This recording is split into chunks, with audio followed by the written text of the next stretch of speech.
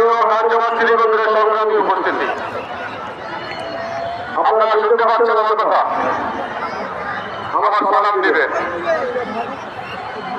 আজকে এই আয়োজন গত 17 বছর পর হচ্ছে। আজকের আয়োজনটা মূলত আগামী 12 ফেব্রুয়ারি ভোটের আয়োজন। আসলে এই গত 17 বছরে অনেক কিছু ঘটে গেছে, অনেক গল্প বাংলাদেশের লেখা ইতিহাসের মধ্যে হয়ে গেছে। জানেন না আপনারা?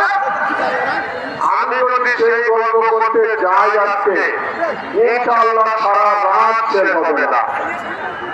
আমি সেই গল্প আপনাদের একটা একটা করে শোনাবো।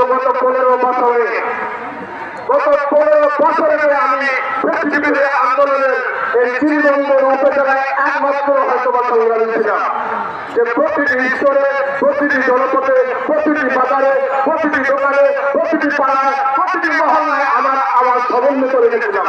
আপনারা অনেকেই জানেন।